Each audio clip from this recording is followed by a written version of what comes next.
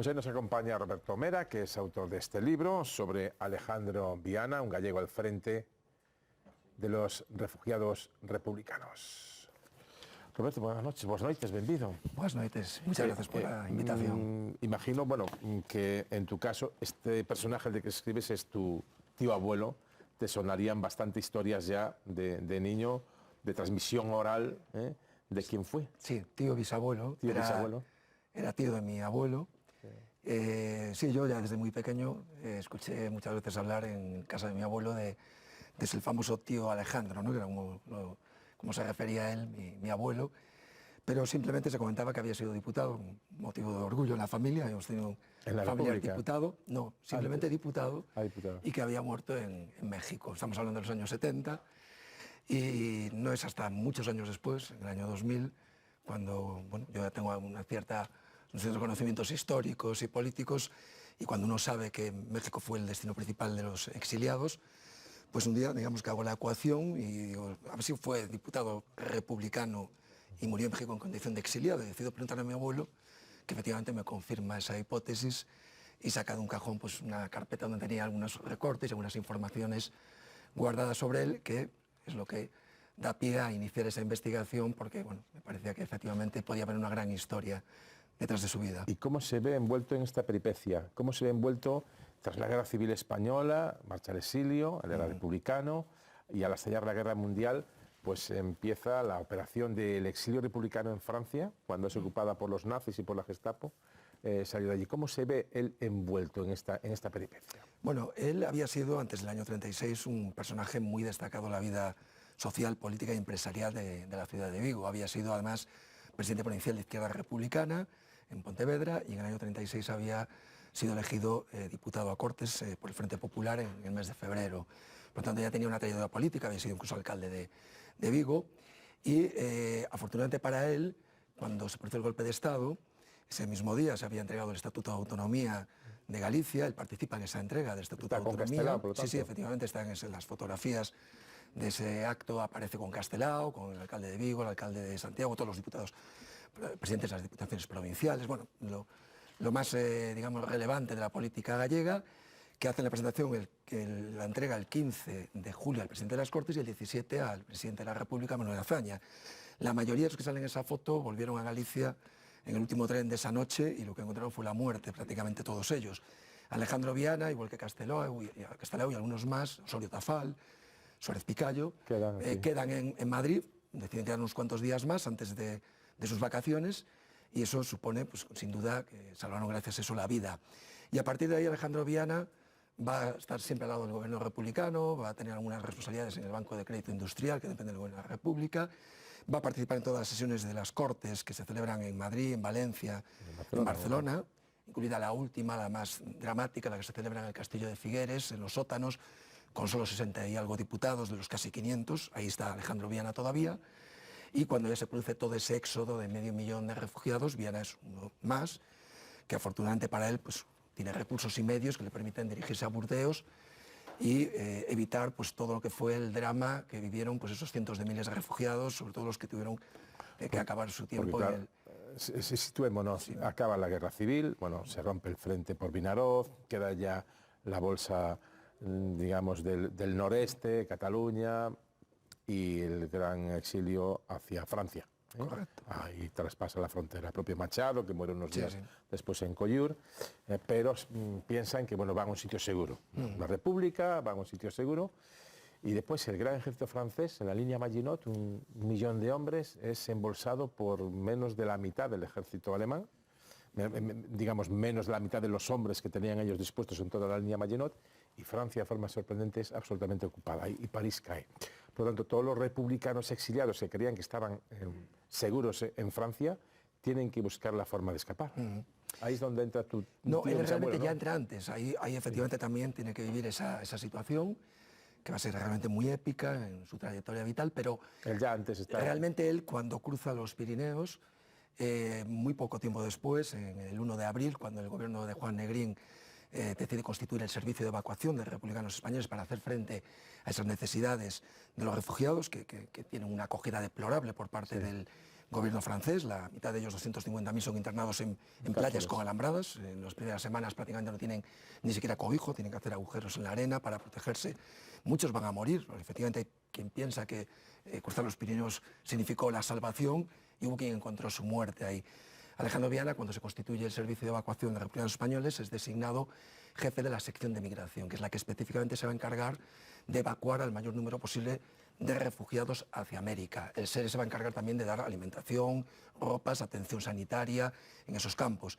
Viana es el responsable, pues, de los barcos más míticos del exilio, como el Ipanema, el Sinaya, donde marchan miles y miles de refugiados, el Winnipeg, donde Viana está en Burdeos con Pablo Neruda organizando ese flete hacia Chile.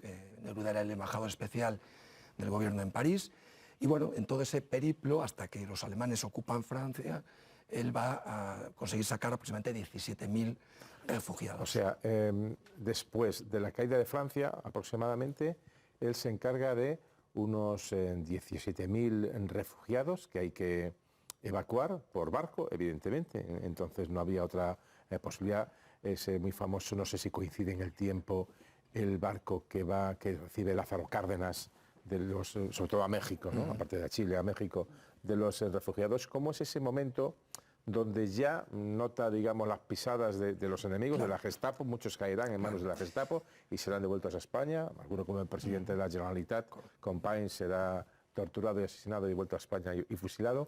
¿Cómo es ese trabajo ya con la Gestapo, los nazis tocándole los talones? Sí, efectivamente. Él, desde abril del 39 hasta mayo del 40, cuando los alemanes entran en Francia, hace esa labor de sacar a los más refugiados posibles, sobre todo los que están en campos de concentración. En el momento que entran los alemanes, 2 días antes de que los alemanes entren en París, escapa a Burdeos, con cientos de miles de parisinos que huyen de los nazis. En Burdeos aún va a ser capaz de fletar un último barco, el Cuba, bajo bombardeos de la aviación nazi. En ese momento hay incluso, pues, barcos con tropas polacas, belgas, que están intentando escapar. Se va a encargar incluso del alojamiento de Juan Negrín y de un grupo de dirigentes que escapan en un barco carbonero griego con identidad falsa, pero él decide quedarse. Y además lo dice en una carta al embajador de México en esa altura, en esa época, donde comenta que decide quedarse después de la ocupación de Burdeos por parte de los alemanes, porque considera que su obligación es continuar atendiendo a los refugiados, a pesar de que sabe que probablemente poco va a poder hacer por ellos. Y efectivamente arriesga su vida y es objeto de un intento de secuestro. En ese contexto, en que se producen esos secuestros de Companys, también de un amigo de él, paisano de Ponteareas como él, José Antonio Fernández Vega, que también se entrega a Franco y fusilado, él sufre un intento de secuestro que consigue eludir gracias a una confidencia, lo cuenta él también en su correspondencia con el embajador en México. Se esconden ese día en diferentes hoteles, cruzan Francia hasta un pueblo muy cerquita de la frontera con Suiza durante varias semanas. Allí se esconden, contactan con la diplomacia mexicana en Marsella y también con Portela Valladares, que también hace de enlace en esa situación. Y después de varios meses escondido, pues consiguen finalmente subir a un barco, el Alsina. ¿Dónde? ¿Desde dónde consiguen coger? ¿En qué puerto? En Marsella cogen el... O sea, vuelve a Francia desde Suiza. No llega a entrar en Suiza, está en un pueblo fronterizo con Suiza que se llama La Lubesc. Allí están escondidos, un pueblo de montaña. Y cuando hay posibilidad de embarcar, que se le hace sitio a 200 republicanos, un pasaje de 800, donde van judíos, checos, personas de todas las nacionalidades de Europa, consiguen, no sin dificultades... Porque hay que atravesar mucho, desde prácticamente la frontera con Suiza a Marsella, Marsella ocupada. ¿Tocan la Francia de Vichy o entran...? Claro, previamente ya cruza desde Burdeos hasta la frontera con Suiza, que es de oeste a este. Y es la parte ya, digamos, la parte denominada libre de los colaboracionistas de extrema derecha franceses, y desde ese pueblo de la Lubesc llega a Marsella cuando tiene la oportunidad de embarcar en el Alsina.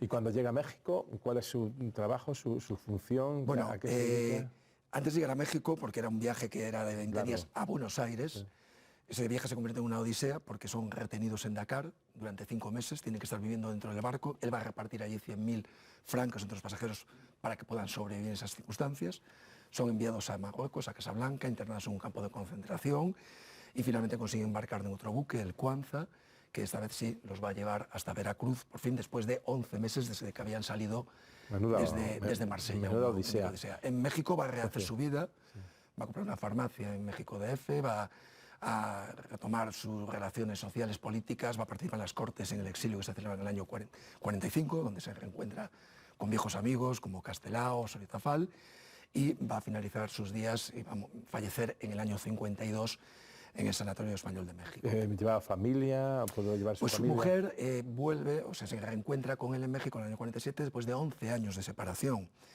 Es decir, él la última vez que ve a su mujer es el 28 de junio del año 36, con motivo del referéndum del Estatuto de Autonomía, que pues su mujer queda, claro, visita a Ponteareas, Vigo para sí, votar, sí. Se marcha a Madrid con la idea de volver, desconociendo que nunca más va a volver a pisar su casa y que tardará 11 años en volver a encontrarse físicamente con su mujer. ¿Hay relación epistolar, digamos, de esos 11 años con su mujer? No, con su mujer no. Hay relación epistolar abundante como director general del Servicio de Evacuación del SERE. Fue el director general del Servicio de Evacuación, sufrió persecución en Francia, investigación judicial, investigación policial, registros domiciliarios.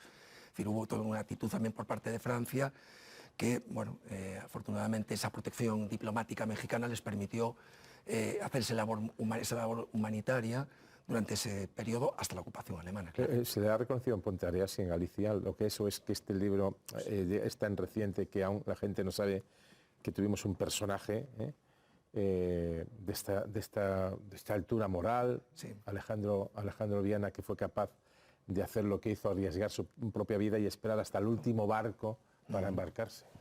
Sí, no hay ningún tipo de reconocimiento, algo que tampoco es extraño en este país de desmemoria, ¿no? Es bastante curioso porque, bueno, se suelen denominar este tipo de personas los Schindler, ¿no? Sí. Y es bastante curioso porque cualquiera que busque información sobre el Schindler portugués, Aristides de Sousa, cónsul de Portugal en Burdeos, los mismos días que Alejandro Viana está arriesgando su vida, este hombre, pues efectivamente hizo una gran labor con visados y pasaportes a judíos que podían de esa manera escapar desde la península ibérica. Tiene todo tipo de reconocimientos en Portugal, es decir, desde calles en muchísimos pueblos y ciudades, un museo, etcétera, etcétera. Lo mismo pasa con el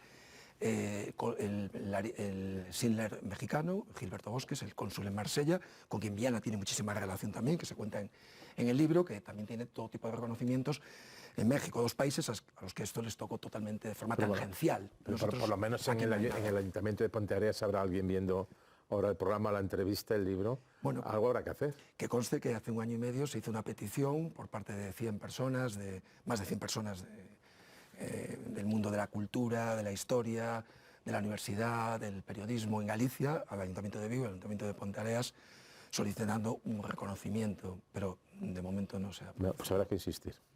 Bueno, Isabel Morillo, una pregunta, alguna duda que quieras trasladar. Hablaba, Roberto, de un país de desmemoria. Me imagino que en este viaje que habrás hecho rastreando la vida de tu tío bisabuelo habrás visto efectivamente que hay una parte de la historia que está todavía silenciada. No sé si tienes esa impresión y ¿por qué crees que sigue ocurriendo eso en un país como España, donde la democracia ya es sólida, donde todo esto quedó muy atrás y nos sigue tanto trabajo, nos sigue costando tanto trabajo hablar de memoria histórica y de todo lo que pasó, que bueno, pasó y habrá que contarlo, ¿no?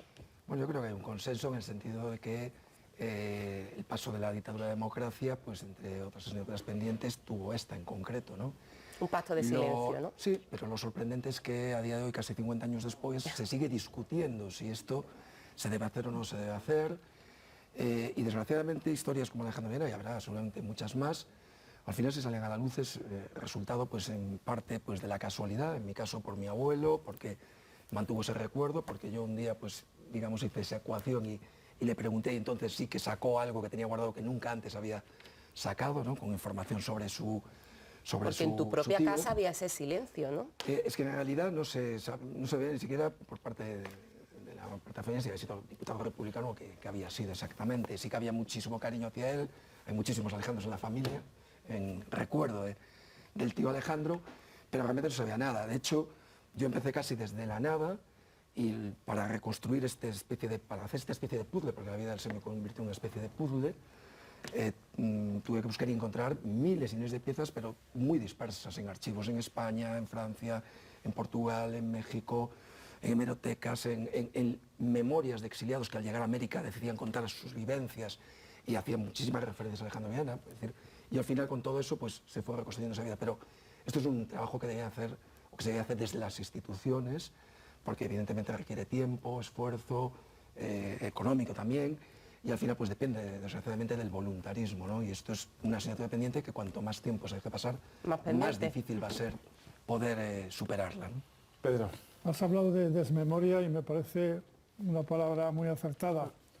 Hay un enorme agujero negro en nuestra historia y en la historia de Francia que, como tú has dicho, va desde abril del 39 hasta mayo del 40, momento en que entran las tropas de Hitler en París. En el periodo inmediatamente anterior al final de la guerra, varios cientos de miles de españoles cruzaron la frontera en Cataluña hacia Francia.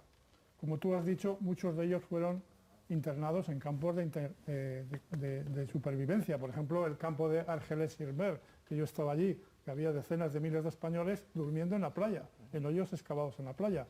Entonces, me gustaría que profundizaras en este tema y por qué se produjo ese trato de un país teóricamente amigo de los exiliados españoles. ¿Cómo es posible esa inhumanidad con la que Francia, el Estado francés, trató a los republicanos españoles? Sí, el propio Alejandro Viana, en una rueda de prensa que hace en París, con motivo precisamente de la persecución que están soportando, tanto judicial como policial, en su labor, él mismo comenta que Juan Negrín, el gobierno, había solicitado a Francia la acogida, la entrada de 160.000 refugiados, y Francia se negó, únicos estaban dispuestos a acoger pequeños contingentes de niños, y al final no fueron 160.000, fueron 500.000 que fueron pues, tratados de esa forma. Los motivos, bueno, yo supongo que evidentemente tienen que ver con ese contexto, ¿no?, geopolítico de ese momento, esa política de no intervención, y, bueno, y también quizás pues, que no había tampoco esa previsión de que se fuera a producir ese éxodo tan masivo, ¿no? Pero sí que comentabas que en relación a esto, la cuestión de la desmemoria, no hace mucho tiempo vimos cómo esta sociedad se conmovió con el éxodo pues, en Ucrania, por ejemplo, o lo que está pasando ahora en Gaza. Y sin embargo, la mayor parte de la sociedad española desconoce por completo que eso mismo que les conmovió en esa situación, exactamente lo que se vivió aquí no hace tantos años, en blanco y negro, pero no hace tantos años, y a muchas personas que son familiares nuestros, pero muy recientes. Como decíamos, hablas tú de un país a veces desmemoriado. El próximo año se van a cumplir 50 años de la muerte del dictador. El gobierno anunció una serie de actos, digamos, de carácter académico, simbólico, didáctico, para explicar lo que fue la dictadura y lo que vino después, ese periodo de transición hasta la democracia. Es necesario insistir en esto, porque digo que en los últimos tiempos estamos como asistiendo a una cierta reivindicación de la dictadura por parte de alguna fuerza política. Sí, efectivamente, lo sorprendente, yo empecé este trabajo hace 20 años de investigación, lo continúo y creo que lo voy a continuar el resto de mi vida porque sigue apareciendo documentación, con los procesos de digitalización en muchos archivos, etcétera. Cuando yo empecé no había el clima que hay ahora de involución realmente alrededor de todo esto, es decir, había cuestiones que no eran, valga la redundancia, cuestionables, ¿no? Es decir, y hoy en día se está revisando absolutamente todo, ¿no? Y realmente es sorprendente y creo que ante eso hay que revelarse y hay que poner en valor, y en ese sentido pues os agradezco mucho la oportunidad que nos habéis dado como servicio público precisamente para poner esto encima de la mesa, no solo el caso de Alejandro Viana, sino todo ese contexto en el que se produce su actuación. Pues vamos a acabar con dos cosas. Primero, enseñando de nuevo la portada de Alejandro Viana, un galego a fronte de rescate, 2 refugiados republicanos. También está la edición, perdón, en castellano. Javier, en castellano también. Bueno, la teño en galego, pero vamos, que la hay en castellano. Ahí la tiene. Vale. Y vamos a poner unos deberes a la noble villa de Ponteareas, a la que conozco tanto y tanto quiero por razones familiares, que es de obligado cumplimiento. Una plaza o como mínimo un bulevar.